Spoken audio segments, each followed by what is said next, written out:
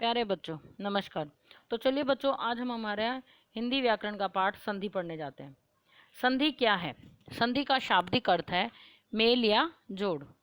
व्याकरण में यह मेल दो वर्णों के निकट आ जाने से होता है। अर्थात परिभाषा क्या होगी? दो वर्णों के परस्पर मेल से उनमें होने वाले परिवर्तन को संधि कहते हैं। जैसे हिम जमा आल्य, हिमालय। विद्या जमा अर्थी, विद्यार्थी। ने जमा अन, नयन। दो वर्णों के पास पास आने से तो जो मेल होता है उसे संधि कहते हैं, परंतु उन वर्णों को अलग अलग करने से क्या होता है, उसे संधि विच्छेद कहते हैं। यानी संधि द्वारा मिले वर्णों को अलग अलग करके फिर से पहली अवस्था में लाने की प्रक्रिया संधि विच्छेद कहलाती है। जैसे सूर्योदय, सूर्य जमा उदय। अब संधि करते समय किन किन बातों का ध्यान रखना है पहले जान लें। किसी शब्द में दो ध्वनियों को परस्पर मेल संधि है। संधि के अंतर्गत कभी पहली ध्वनि में परिवर्तन हो जाता है तो कभी दूसरी में, और कभी दोनों में ही परिवर्तन हो जाता है। संधि कभी दो स्वरों, दो व्यंजनों अथवा विसर्ग तथा व्यंजन ध्वनियों के मध्य होती है। संधि की विपरीत प्रक्रिया में जिसमें ध्वनियों को पुनः अलग करके रखा जाता है उसे संधि विच्छेद कहते हैं। अब संधि के भेद के बारे में जान लेते हैं। संधि के तीन भेद हैं: स्वर संधि, व्यंजन संधि, विसर्ग संधि। किंतु अभी आप कक्षा 6 में हैं, इसीलिए आपको इस बार सिर्फ स्वर संधि के विषय में ही जानना है। व्यंजन संधि और विसर्ग संधि का हम अगली कक्षा में अध्ययन करेंगे। तो चलिए, स्वर संधि क्या है? दो स्वरों के मेल से जो परिवर्तन होता है वह स्वर संधि कहलाता है। उदाहरण: सत्य जमा आग्रह। सत्य य में अ स्वर है, जमा आग्रह में आ स्वर है, तो अ जमा आ होता है आ, तो सत्याग्रह। चंद्र जमा उदय, अ जमा उ होता है ओ, चंद्रोदय। अब स्वर संधि के भेदों के बारे में जान लेते हैं। स्वर संधि के 5 भेद हैं: दीर्घ संधि, गुण संधि, वृद्धि संधि, यण संधि, अयादि संधि। अब ये दीर्घ संधि क्या है? जब ह्रस्व या दीर्घ अ, ई, उ के बाद ह्रस्व या दीर्घ अ, ई, उ सजातीय स्वर आते हैं, मतलब सेम आते हैं, अ, ई, उ के बाद अ, ई, उ आते हैं, तो वे परस्पर मिलकर दीर्घ बनते हैं। क्या बनते हैं? आ, ई, उ में बदल जाते हैं। इस प्रकार की संधि को दीर्घ संधि कहते हैं। उदाहरण: अ जमा अ बनता है आ। जैसे मत जमा अनुसार, त में कौन सा स्वर है? अ, और अनुसार में कौन सा स्वर है? अ, मतलब सेम स्वर हुए ना, अ, तो अ जमा अ मिलकर बना आ, तो मतानुसार। इसी प्रकार अन्य उदाहरण: अ जमा आ बनता है आ, शिव जमा आल्य, शिवाल्य। आ जमा अ बनता है आ, विद्या जमा अर्थी, विद्यार्थी। आ जमा आ बनता है आ, महा जमा आत्मा, महात्मा। ई जमा ई बनती है ई, कवि जमा इंद्र, कवींद्र। ई जमा ई बनती है ई, नारी जमा ईश्वर, नारीश्वर। ई बड़ी ई बनती है बड़ी, कपि जमा ईश, कपीश। ई जमा ई बनती है ई, नारी जमा इच्छा, नारीच्छा।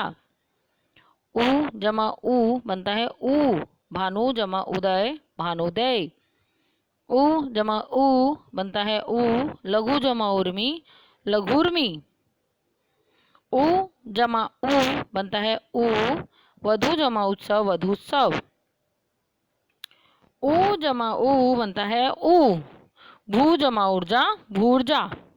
ये थी हमारी दीर्घ संधि। अब हम पढ़ते हैं गुण संधि। अ, आ स्वरों के बाद यदि ह्रस्व या दीर्घ ई, उ अथवा री स्वर आते हैं तो उनके स्थान पर क्रमशः ए, ओ और अर हो जाता है। उदाहरण: अ जमा ई होता है ए, स्व जमा इच्छा, स्वेच्छा। देखिए, स्व में व है, उसमें अ स्वर है, इच्छा में ई स्वर है, तो अ जमा ई बन के बना स्वेच्छा। इसी प्रकार से अन्य स्वर, अन्य संधि विच्छेद: अ जमा ई ए, नर जमा ईश, नरेश। आ जमा ई ए महा जमा इंद्र महेंद्र। आ जमा ई ए लंका जमा ईश लंकेश। अ जमा उ ओ वीर जमा उचित वीरोचित।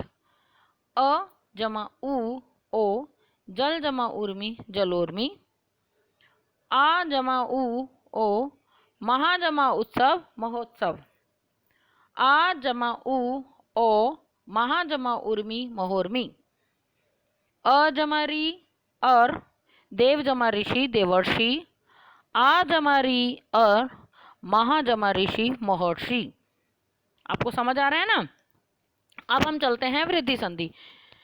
वृद्धि संधि में जब अ या आ के बाद ए स्वर आता है तो दोनों को मिलाकर ए और औ स्वर आता है, तो दोनों को मिलाकर औ स्वर हो जाता है।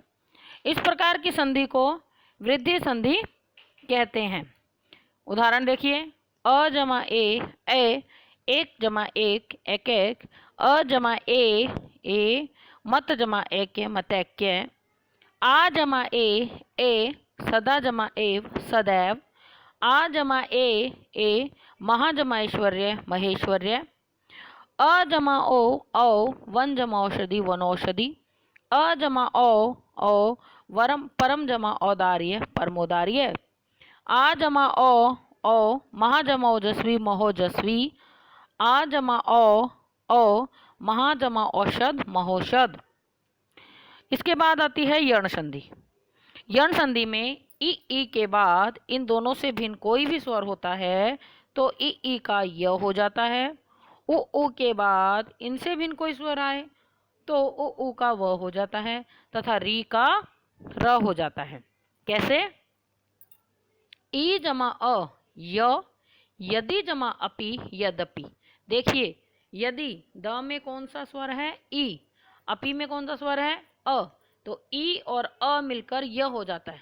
यद्यपि में ना ही द य आ रहा है, अ नहीं आ रहा है ना, उसकी जगह क्या आ रहा है? य आ रहा है। ई जमा उ यु, ऊपरी जमा उक्त उपयुक्त। ई जमा अ य, देवी जमा अर्पण देवी अर्पण। ई जमा उ यु, नदी जमा उर्मी नदी उर्मी। उ जमा आ वा, सु जमा आगत सुआगत। उ जमा अ व, सु जमा अच सुअच। उ जमा ए वे, अनु जमा ऐषण अन्वेषण। उ जमा ई वी, अनु जमा इति अन्विति। उ जमा ए वे, अनु जमा ऐषण अन्वेषण। री जमा अ र, मातृ जमा अनुमति मात्रोनुमति। री जमा आ रा, पितृ जमा आज्ञा पित्राज्ञा। अब अंत में हम पढ़ते हैं अयादि संधि। ए आई ओ औ के बाद यदि इनसे भिन्न कोई स्वर आता है तो ए का क्या हो जाता है? अय, और बड़े ए का आय, ओ का अव, औ का आव हो जाता है। कैसे? ए जमा अ अय, ने जमा अन नयन।